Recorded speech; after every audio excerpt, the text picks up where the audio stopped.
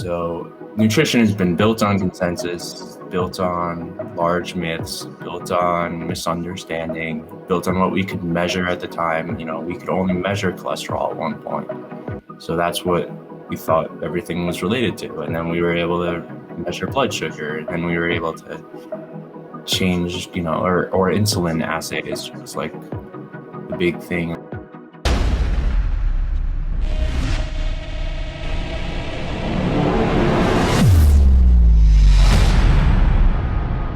Hey guys, today we have a special guest with us. He is Travis Statham. Travis is a researcher and spokesman for the carnivore diet. He is the moderator of a very famous subreddit called Keto Science, where you can find all the studies and science behind the ketogenic diets. Travis is also the creator of carnivore database site called carnivore.nyc, where you can find all the information about meat-only diets. I'm very happy to invite Travis Statham to the show. Thanks, Travis, for coming to the show. Hey, BNS, thanks so much for having me. Travis, before we go into the interview, can you share where can people connect with you? So easiest way is on Twitter, at Travis_Statham works really well. I'm also on Reddit. You can find my name in Keto Science, as you said. I have flair that's very obvious, and otherwise, Facebook and Instagram is like a little less likely on there, but yeah, it's my website I've been working on over a year, and I've poured tons of time into it, and I made a giant database of all the carnivore information I could find, and it's pretty exciting. I'm really glad to be here with you today. Thank you, Travis. Travis, my first question is that, can you explain what is consensus? Consensus. Ooh, good question. So consensus is kind of just a merging of minds to a theory. Now, consensus doesn't change very much, and when it does change, it changes slowly because people kind of build their entire lives on a scientific theory, and they're very dedicated to it. And although science is said to be very, independent of people, like the whole point of it is to separate the person with the bias and the science with the facts. And then like the person's bias isn't changing the facts, right?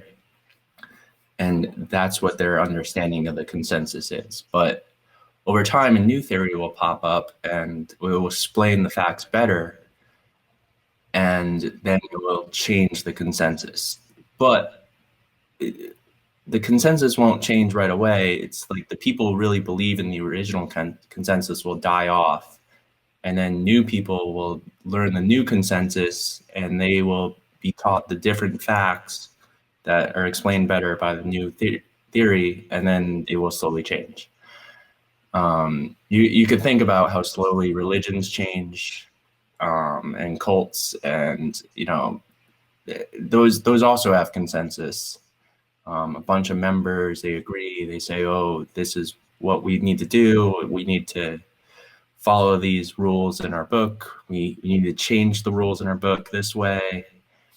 And so consensus is going to keep changing. The fun thing here is in nutrition, the consensus is that carbs are good for us and fat is bad, and that meat is bad, and that fiber, fruits and vegetables, and whole grains are like superfoods for us, and that you need a little bit of meat just for some protein, and then otherwise any more than that is like deadly for you.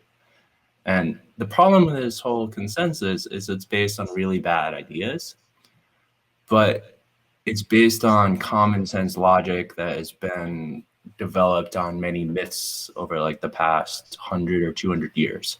So like history matters, science matters, and consensus has been changing And I almost think that consensus was pretty strong in terms of the meat only or the low carb way in the 1800s.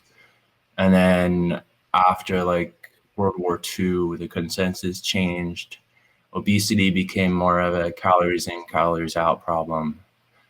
And chronic disease didn't really exist then until, there were like maybe 1% of people were diabetic, or very, very, very small amount, but they had sugar, they had seed oils, like by 1860. So they were capable of getting diabetes.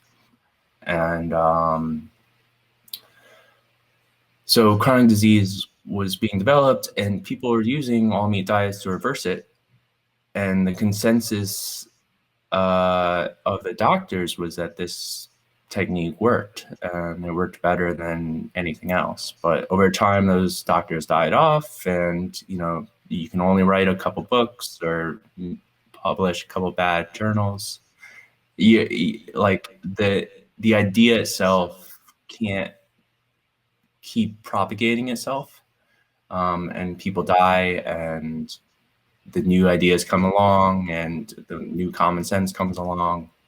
And then if you know about Ansel Keys in the 1950s, that saturated fat myth comes along. So nutrition has been built on consensus, built on large myths, built on misunderstanding, built on what we could measure at the time. We could only measure cholesterol at one point. So that's what we thought everything was related to. And then we were able to measure blood sugar. And then we were able to change, or insulin assays was like the big thing in like the last 20 years, or maybe like the last 50. I watched an interview with Dr. Joseph Kraft recently, the inventor of the insulin assay, and it's just like, there's so much more to know, like, and that he really had a great view of consensus there too, because he was fighting the establishment. He was trying to get insulin to come onto the scene and be used, and use that to diagnose diabetes instead of just blood sugar, which isn't as accurate. So yeah, I could talk all day about consensus. Great question. Thank you, Travis. Travis, actually, what happened is that coincidentally, I was watching Kraft's video with Ivor Cummins today. Yeah, So that's the one, the 2015 one. Yeah, I posted on Keto Science, and then I keep it in my tab, and it was like an hour long, and I just eventually watched it a couple days later. But yeah, what a guy, huh? yeah, very coincidental though. Travis, can you talk about the history of diabetes, because like you have researched a lot about that? Yeah, sure. All right, great. So this is my website here. We have 509 total entries right now. Yeah. So what I do is I do type 2 diabetes right here. So this filters out the spot. So this means there's 200 entries, or maybe 100 entries. I think there's 10 a page. So I made basically a history of the last 2,000 years. It doesn't really get interesting until the 1600s. Thomas Willis, he actually tastes tea, and they could taste that it was sweet right here, even a little delicious. And they started realizing that there was something wrong in the digestion that was preventing the assimilation of sugar or vegetable matter. Yeah. This guy, Sydenham, he actually made a treatment for diabetes that was like accidentally right.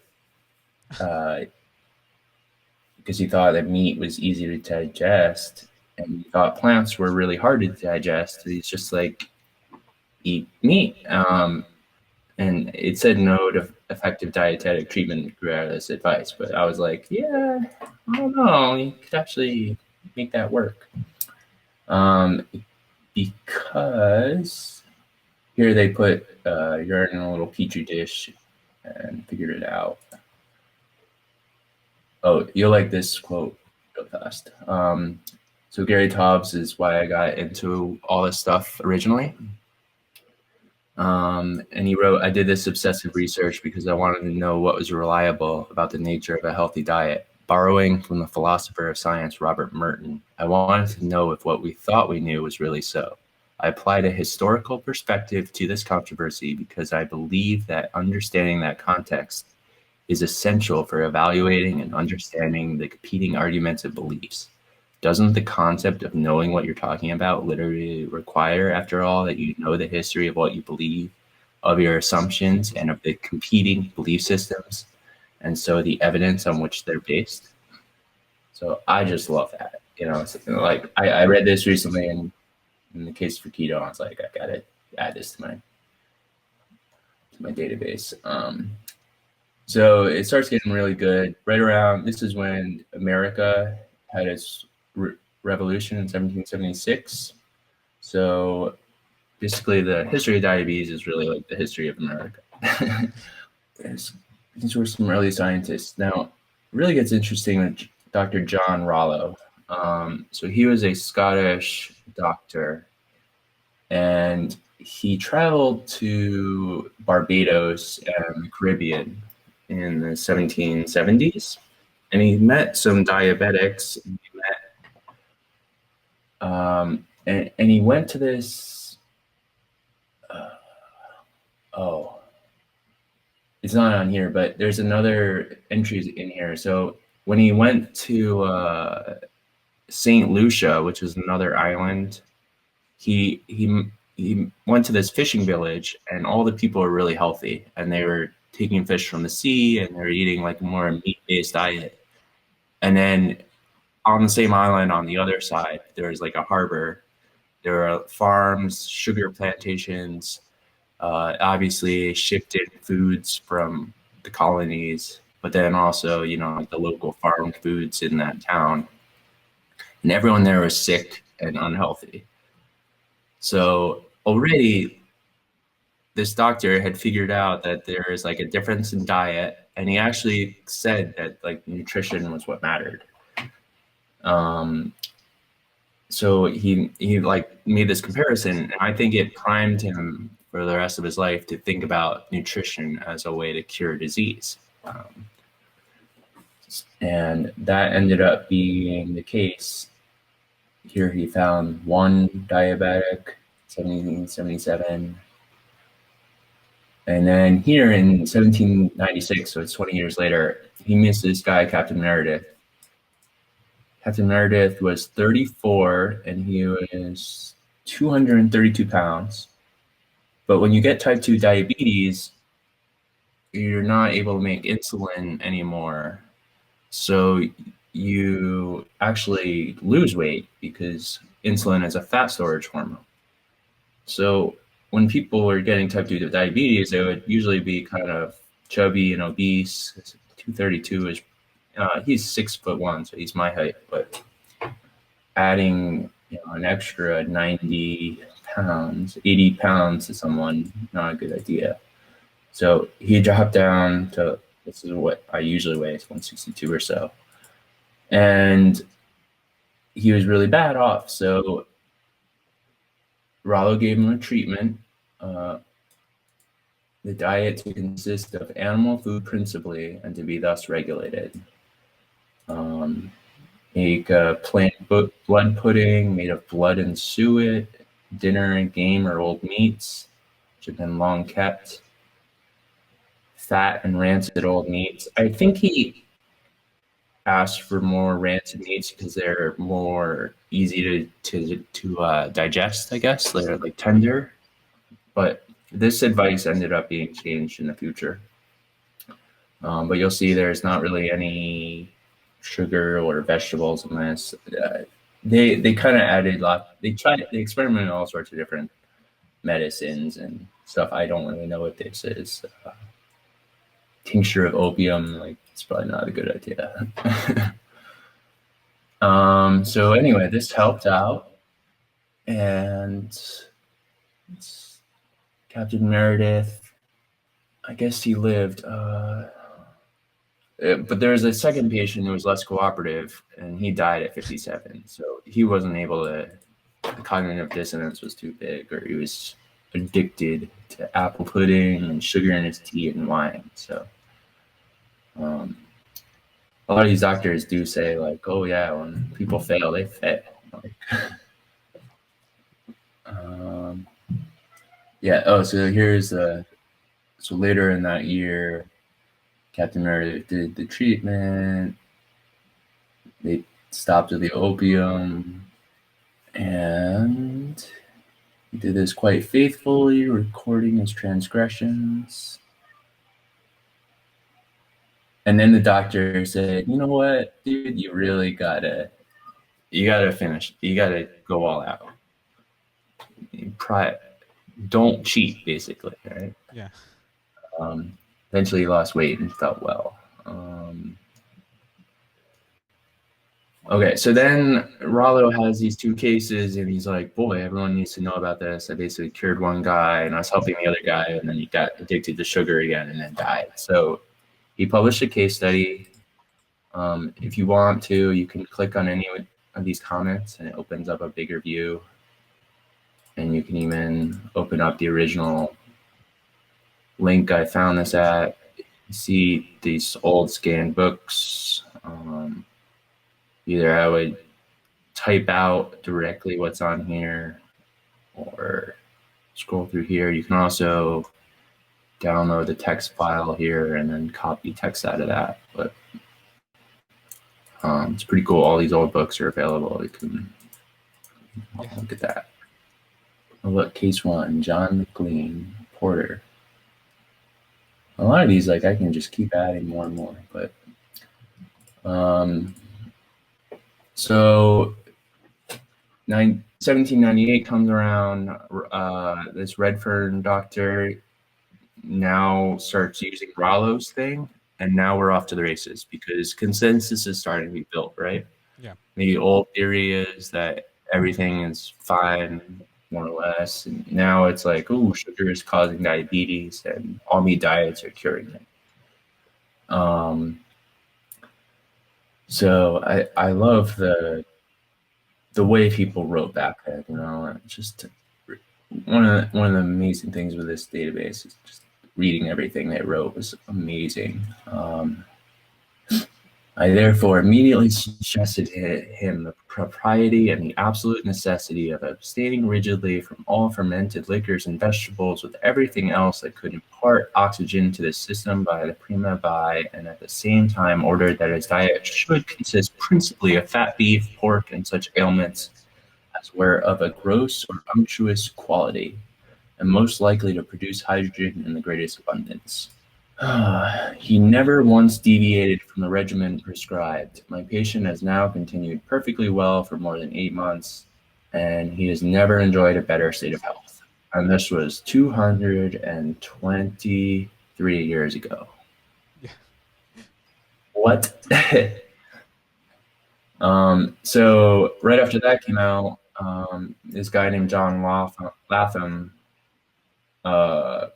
wrote a book with some case studies that he used the all meat diet to treat diabetes, and here's some case studies here. Pretty much the same. Some of them would be helped and some of them wouldn't. But as I have seen the best effects by limiting the use of vegetables, and if possible, preventing it entirely, I urge this complaint as much as I could. But I am afraid I was but perfectly obeyed. So doctors, they're all trying to get these people to do it, and people don't always do it. And, nothing has changed really in hundreds of years. Yes. So I published all these. So now after like the early 1800s, you see there's a big gap, 1811 to 1841. But really like the mid 1850s were like a time of science and physiology and understanding like better how this process worked. So Boucherat also knew of Rollo, and I think he allowed some vegetables. It's in the upper He part. showed that carb tolerance is raised by outdoor exercise.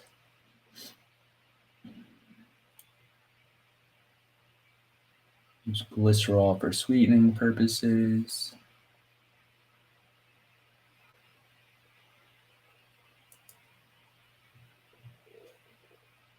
All right.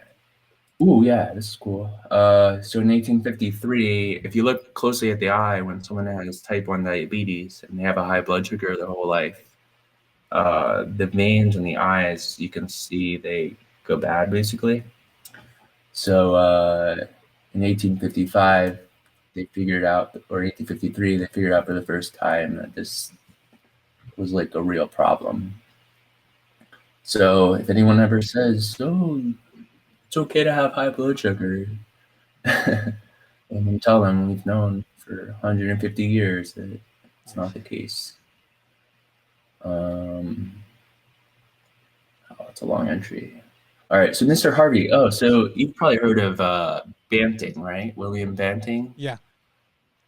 Yeah, so Banting, he was a mortician in London, and 10 years later he writes a little pamphlet. But I actually looked up the doctors that he cited, and the doctor, Mr. Harvey, had gone to Paris in 1856 and met this guy named Bernard, who was talking about like the physiology of the body and how the liver and pancreas works.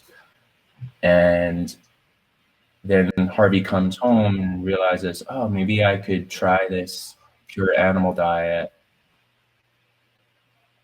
to arrest the undue formation of fat, which he thought was happening when you eat sugar. So it had long been known that a purely animal diet greatly assisted.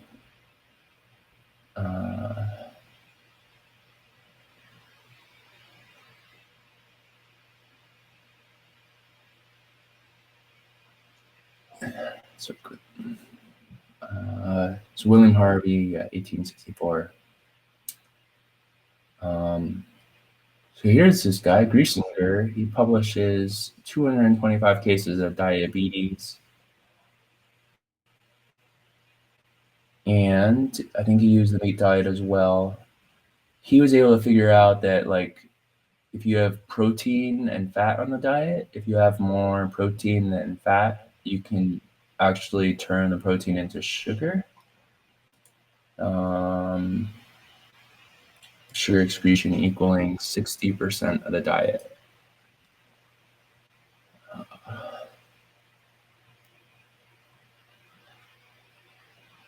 Pavi comes along.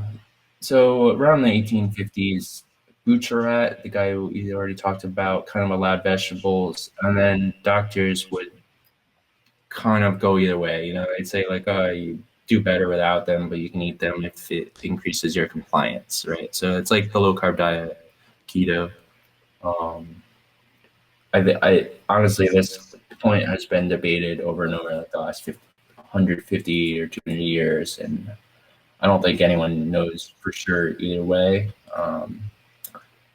But you know, if you eat low carb veggies, they're obviously better than high carb veggies, and it's pretty tough to figure out otherwise if the vegetables are causing diseases. Here's Claude Bernard. Yeah, he fed dogs carbohydrates or meat and figured out how the liver worked. And killed them immediately after feeding.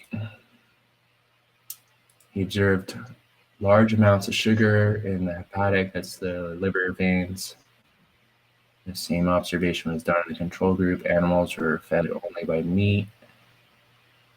So he realizes like meat is made by fat and protein, and sugar is made out of sugar, and the liver does all the digesting of those two. And this was in 1850 or 1865. So Bernard influenced Harvey. Harvey influences Banting. I don't know why Banting isn't in here. Cool thing is on desktop you can use a search, and this is 1863, so this is the Banting entry. Yes. And I put his whole pamphlet in here. He has his advice, fish, meat. He did more of a low carb diet, and he had like some alcohol and a couple slices of bread here and there, but more or less pretty carnivore.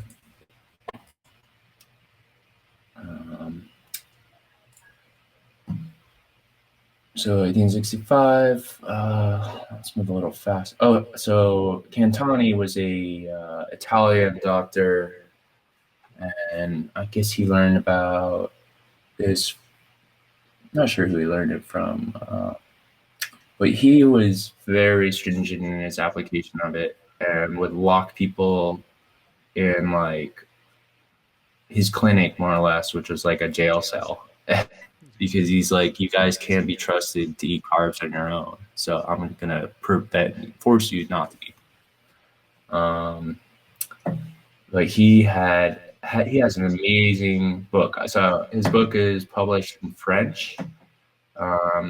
He was Italian, and then I read his book, and I translated it to English using this Google thing, and then copied all these entries along all his pages. Yeah, I guess you can open these up, right? And I would copy all this and split them all up by the entries. 0 to 150 cases of diabetes. And the amazing thing about these entries is everyone who has diabetes is addicted to starch, and he very easily figured this out. With the meat diet, Cardinal, a priest, was guilty of abuse of flour for a year.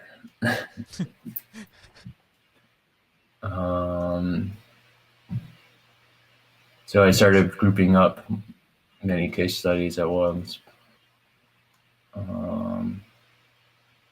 Also abused sugar, exclusively flour and sweet fruits, ate meat very rarely,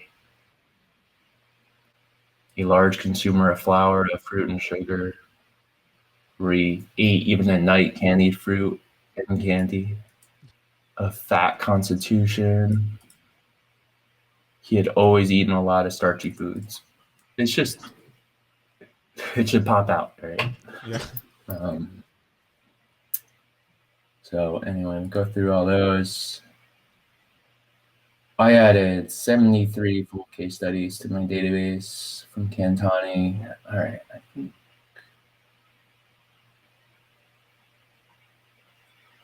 Oh yeah, Mr. Adamo.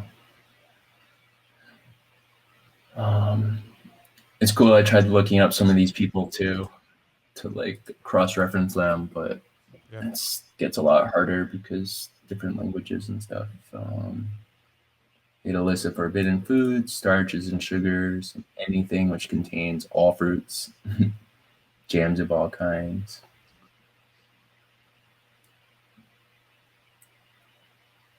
So meats and deli meats are acceptable, and you can have olive oil and herbs. They even had gluten flour then. I think Butcherat actually invented gluten flour instead of regular flour, so it's like more high protein and less carby. Yeah. Recommended foods are meat. Cool. Okay, so let's get through Cantani. All right, 1874, Brunton. He describes meat, fish, eggs, and fat, and low-carb veggies to treat diabetes.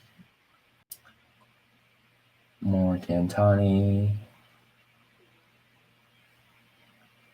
There were other doctors that Cantani treated also.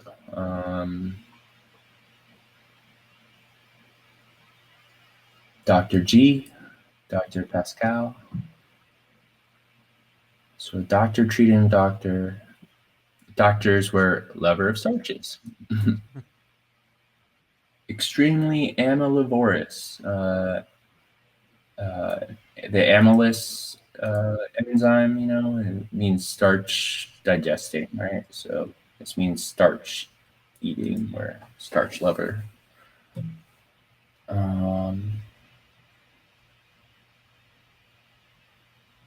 Yeah, this entry goes over his whole philosophy. He limited daily food intake to about 1 pound of cooked meat. If glycosuria persisted, he fasted his patients. The meat diet would continue for several months, but if urine was not free of sugar, it would extend to 6 or 9 months. So you'd basically stretch it out, measure your sugar in your pee every day, and basically track it and make sure you don't leave until it's really gone. And then like once they're gone, like they kind of go back to their old diet more or less, and then kind of diabetes comes back. So Kintani basically just keeps trying to get people to stick on keto for life, and it's hard. Which I think we all can agree is a challenge. But lots of these scientists were arguing about this. Where's this entry from? Yeah, I must have gotten this from another book. Oh, here. All right.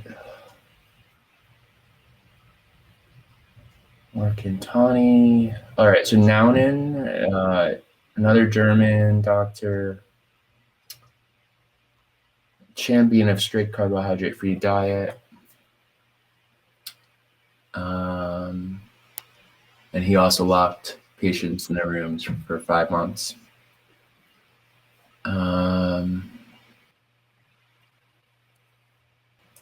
You notice the pancreas, it's involved, the nervous system. They would take a dog and take out their pancreas and then figure out what changed in the dog.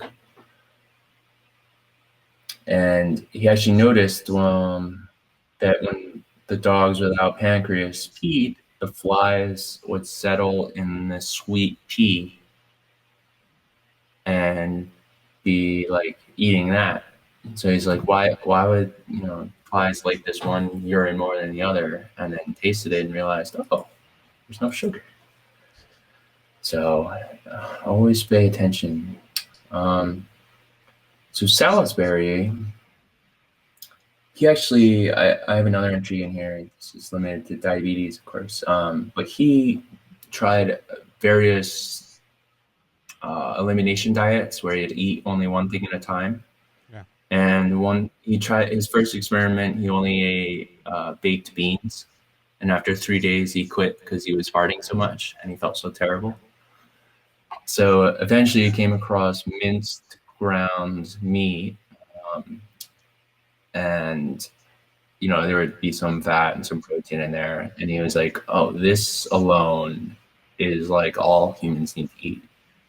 So he ended up writing a book, and yeah, he had figured that chronic disease was caused by eating starches and plant foods, and then that this all meat Salisbury steak would actually like reverse diabetes, and you could live on it alone as like a human.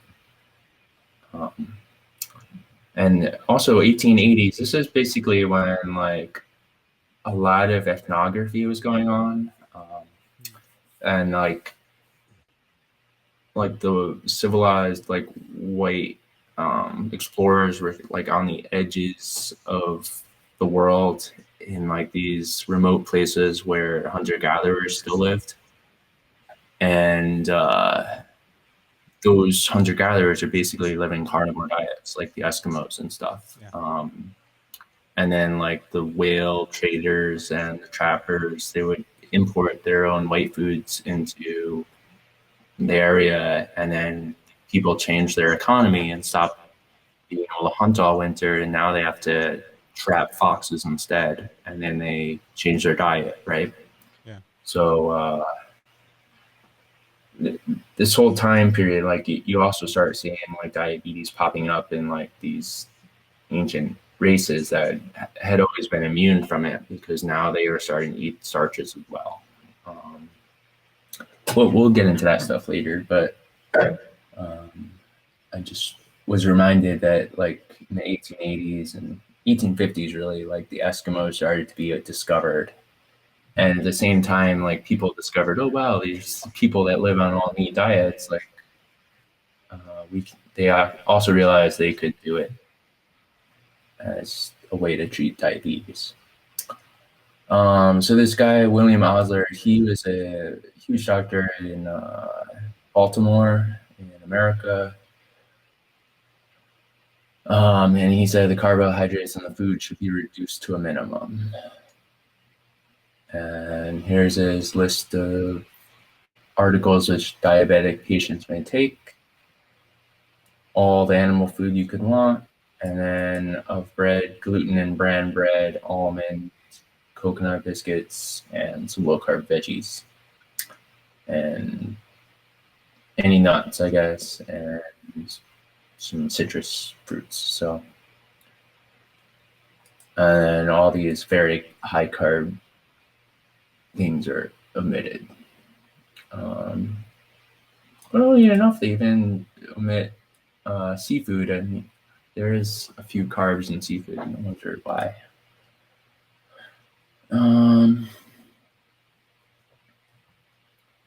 So Osler also talks about gout.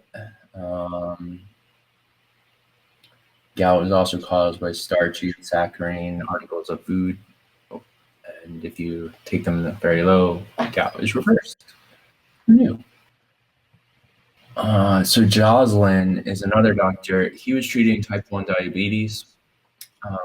So type 1 diabetes tends to be in younger people. They don't really need like a whole lifetime to get sick from type 2 diabetes. And they have some autoimmune problem and their pancreas no longer makes insulin at all. So they lose like almost all their weight and they get super skinny and then they die. So they realize like if you feed these type 1 diabetics all meat diets, then they can survive a longer time. But it wasn't until 1921 that they invented insulin and started injecting it into these type 1s. And then that allowed them to basically live as long as they wanted with some complications. So Dr. Romick, So 1896, here we have Alaskan natives on this carnivore diet. People are strong, did not get scurvy, did not have gastric ulcer, cancer, diabetes, malaria, or typhoid fever. So a lot of these early like explorers have been going to the New World and realized, wow, like, none of these people have any of the diseases we're used to at home. And they're only eating fat and protein and animal products. Pretty strange, right? But this is how consensus works, right? Like if something is true, you expect it to pop up all over the place. All sorts of doctors rediscovering it. Like it's cool that Salisbury figured it out on his own using his own elimination diet. And then these other doctors heard case studies and tried out different things. And they kept finding it was tough to get people to stay on the diet long term. How do you convince people to change their mind, right? So one of Joslin's patients was his own mother.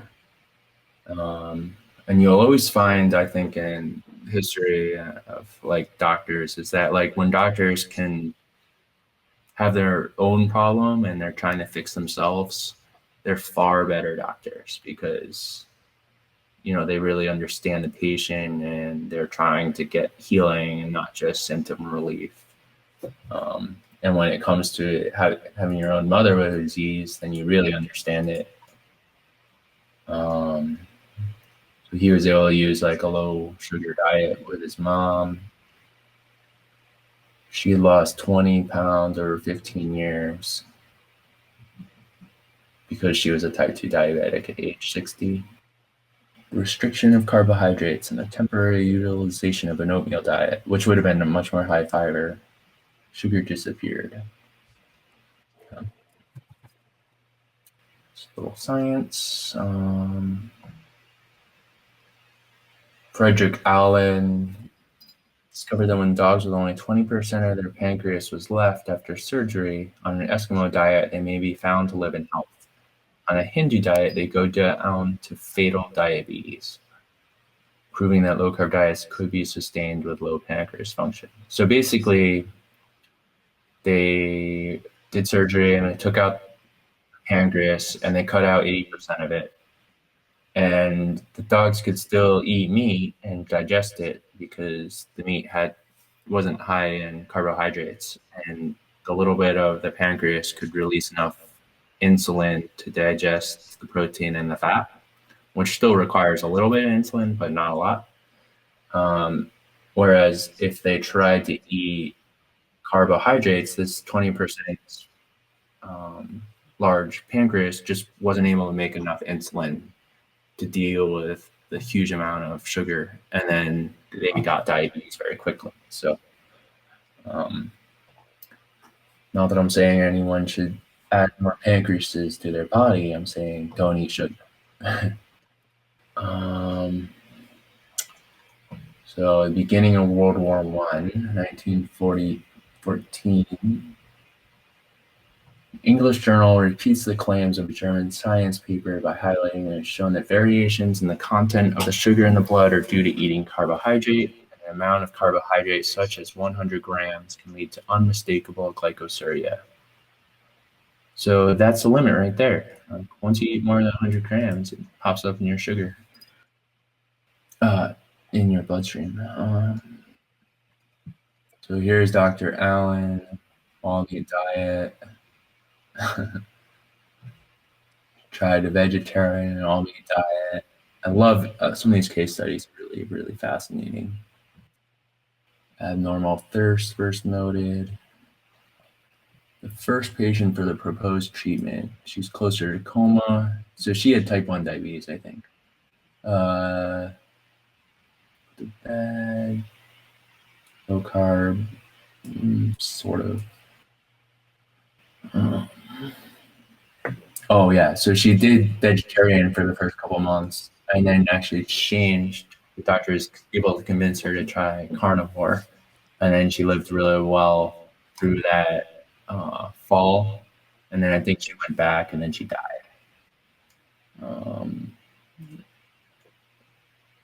Yeah, they even compare the vegetarian and the carnivore diets.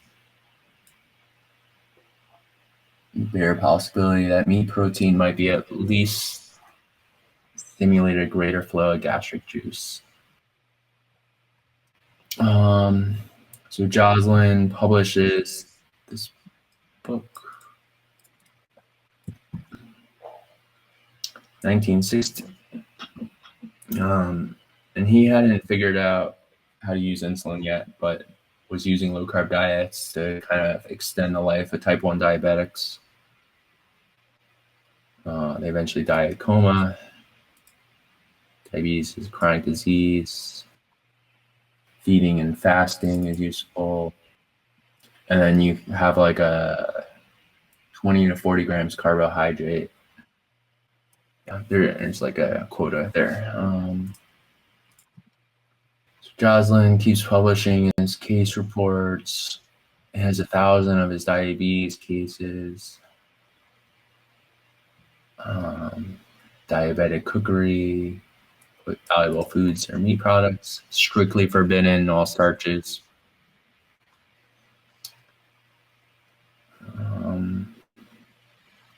They figure out how blood sugar is digested. Hyperglycemia resulting from the second dose is lower than that after the first. And that means there's more insulin pumped out or something.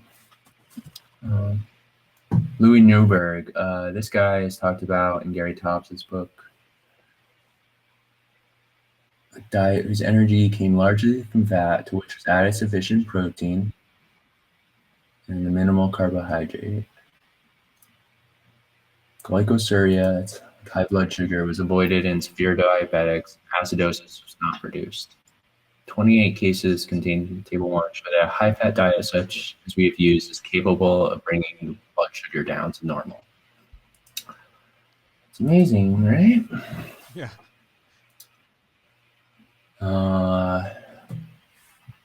So this guy, Fred Banting, he's not William Banting, and they're not even in the same family. I looked it up.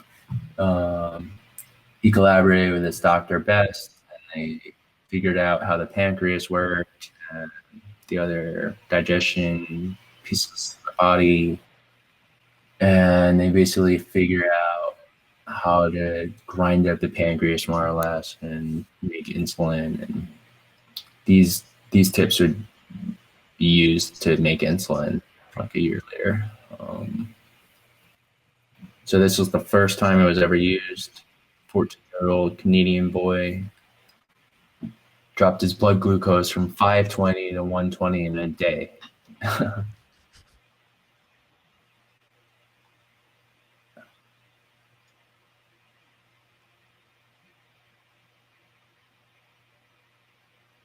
So at this point, kid was already eating as little as possible, right? So like the more carbs you eat, the more you waste away, more or less.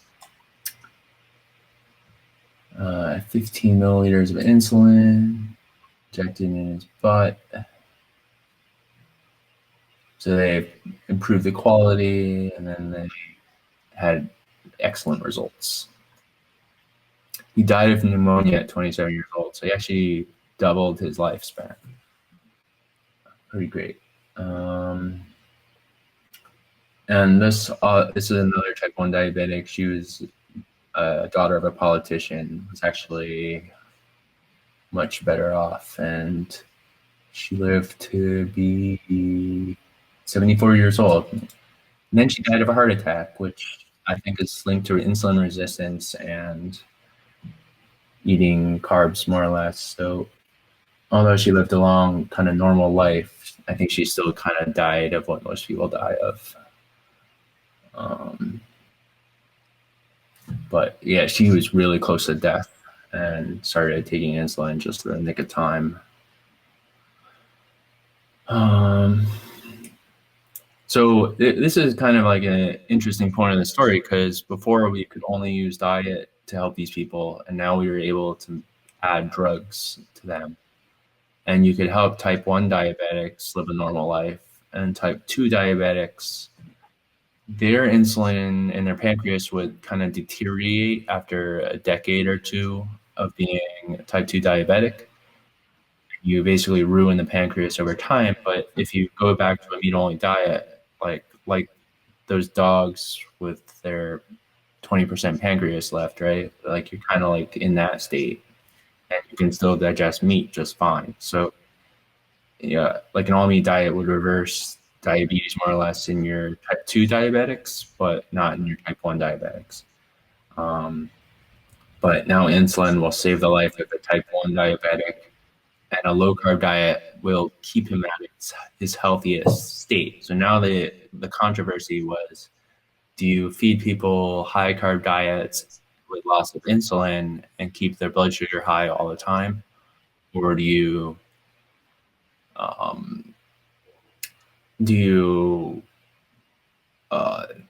like have a low-carb diet and then use a little bit of insulin over the course of the day? And that attitude actually is still kind of like a debate, I think. But I looked up into the original origins of this. Yeah, this Petrin guy also did carnivore. This Russell Wilder guy did carnivore. Diet very high in fat.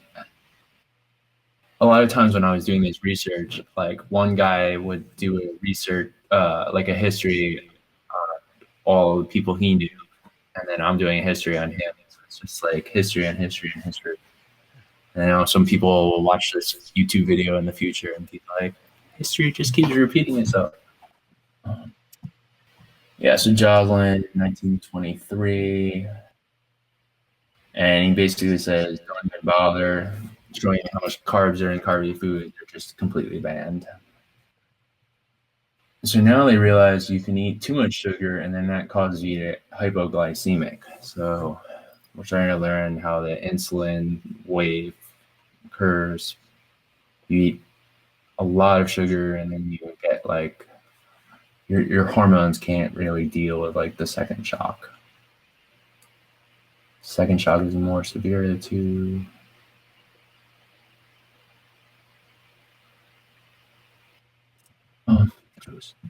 All right, boom. So in 1928, Dr. Sansom increases the carb content in his type 1 diabetics to 245 grams per day because it was not shown that a high carb diet improved glucose tolerance. Because it was shown. Right. So they were doing glucose tolerance tests and they thought like, oh, well, if you eat lots of carbs, then you can handle other carbs. So that must be the good thing.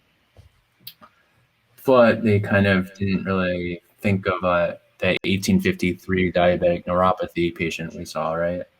So they were basically trying to get people to feel normal, whereas the low carber guys were saying, no, we should keep blood sugar as low as possible. But this doctor increased the carb content to about 40% of energy. And this at least is like the low bounds now, you know. Most dietitians and guidelines would say around 40 to 60% is the right amount for people. So this Mayo-based Russell Wilder wrote in 1933. He was using ketogenic meat-based diets. And he really noticed like the absence and complaints of hunger have been remarkable. So I know you're eating carnivore, you're not going to be hungry. This is actually a quote, from Gary Taubes. So I pulled out like the people he cited in his book so that whenever like they pop up again, I can just go to my database and search it and find these old entries. And then I can post this link on the internet. And that's also how I want other people to use this, you know, like know the database exists, find the entry you need, post it. You know, you can't say, oh, you go read this book and learn about this guy. Just say, learn about this guy and now read this book. Or this guy matters because, you know, this one particular quote.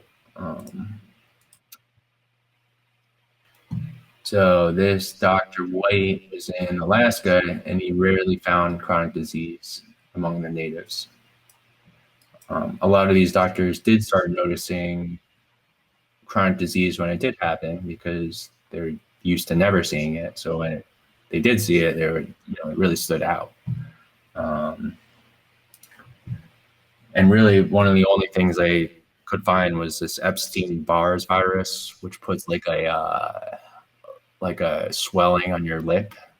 So you end up getting this terrible like cancer thing there, which could kill you.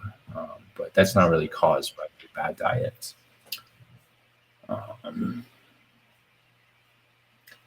I also have like an SMO button you can click, and there's way more information there. Most of the database is full of that information. So again, this is that insulin versus carbohydrate amounts debate. And they're kind of arguing between the two. This is the consensus, right? Which way does it go? 1940s, so World War II is just starting. Yeah, so Joslin is still a low carber, and he's fighting with this Edward Tolstoy guy who thinks like a high blood sugar is better. And they're arguing over longevity and, you know, how their patients feel and stuff. And These are big, high-profile debates. They're going to conferences, like talking about each other. It got pretty heated, I guess. We condemn such advice. Uh, I think this guy had like a lecture, and then after the lecture, Jocelyn wrote to the editor about how bad an idea it was. We've endeavored to support our convictions by recording the complications, the causes of death, and duration of 5,600 people of our fatal cases between 98 and 1940. Tables show the decrease of deaths due to coma from 64% to 4%, blah, blah, and a longer age of life. So he's just going to say, if you don't want to eat sugar, by no means can we keep all our patients sugar-free, but we do strive to maintain them under as good control as possible. So basically, eat high sugar, don't live as long. Centennial portrait. Yeah, so Tolstoy, he's now saying like the low carbers are like a religion. And one thing you'll hear a lot if you get into nutrition is like faith and science and how people make their decisions. Gary Taubes talks about faith all the time. And faith is kind of like your excuse for not having good evidence. And that kind of ends up coming down to that cognitive dissonance and consensus thing we talked about earlier. And it's difficult to get people to change their mind. So 1958, oh yeah, so World War II is long over by now. In Gary Taubes' book, he thinks this is kind of pivotal because the Australian researchers were very interested in Austrian. Austria is next to Germany. They were understanding how hormones affect the blood and how like low carb diets like affect the body. But then after World War II ended, they all like left Germany, and that whole kind of movement died out. And then the American scientists came along, and they were all about calories in, calories out, and using that to treat obesity. So this was kind of like a major point where the consensus shifted. And now in like 1950s America, got like this processed food post-world. Everyone's kind of like in this new state, and then like all these processed foods start coming out, and these new oils, soybean oils and stuff. And then high fructose corn syrup is invented, and then the calories in, calories out thing is coming out. So even in 1958, they still don't really know, how much carbohydrates should we eat, more or less than 40%. No more than 40%, blah, blah, blah. And carbohydrate restriction is an essential feature. But, they still couldn't really decide. Guthrie also is fighting for zero carb, and he also explains kind of how this Tolstoy guy was very religious in terms of his arguments. He entered the fray in 1964. So he explains like how his opposite side kind of became convinced.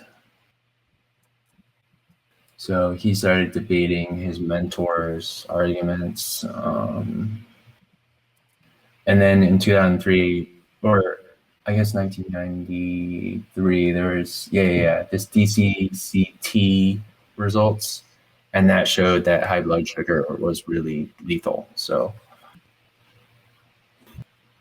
how to diagnose carbotoxicity with muscle cell biopsies. Diet therapy of diabetes and analysis of failure. So this is kind of like how our guidelines became more carb-centric and less fat-centric. So he had actually like experimented with different high-carb diets and thought that they were actually helpful to diabetics when they weren't. But 97, Bernstein's. This guy actually became a doctor after becoming a type 1 diabetic just so he could reverse his disease more or less. And he figured out how to run continuous glucose monitors and how to add the right amount of insulin for the carbs he was eating. And by eating as few carbs as possible, he doesn't have really any complications and needs a lot less insulin. He's still alive and he's like 87 or 88. And he's like, he still puts out YouTube videos every other day and is really active. And his book, Diabetes Epidemic, the other book, like low carb, what's it called? Yeah, Dr. Bernstein's Diabetes Solution. Really, really good book. I need to read. And then this last Court of Last Appeal. This guy, George Henderson, you might see him on Twitter. And he wrote this great article, which helped me a lot in researching this whole database. This whole PDF is 6 pages long. He talked about Cantani and Rollo and really put in a lot of context for me. But yeah, that's the history of diabetes, more or less. 2018 World Carnivore Month begins, and the rest is history. Thank you so much, Travis. Through this, we can really understand the history of diabetes. Thank you so much. You're welcome. Travis, last question. Would you like to issue a 7-day challenge to our subscribers? Oh, a 7-day challenge. All right. I want to see people eat only lamb, only goat. I think that you guys have that more, right? So let's do the 4-legged challenge, okay? Something has to have 4 legs in order for you to eat it. I don't know of any plants with legs, so should be pretty easy. Yeah. Thank you, Travis. Travis, thank you once again for coming to the show and helping us to become healthy. Yeah, and come to the Keto Science subreddit. Check out my database. Use that search function and share those links. Consensus changes one brain at a time, and this has been my attempt to indoctrinate you into my little corner of consensus. And I think I'm right, and I think a lot of people are wrong. I think I have strong opinions about that, but I'm trying to show my work. Like when you do a hard math equation and you don't show your work, it shows that you're like a lazy thinker, and maybe you guessed and you accidentally guessed right. But even if you're right and you don't know why, you need to understand why, and that's why I think this is also important. Thank you, Travis. Subscribe to BNS Goku Great.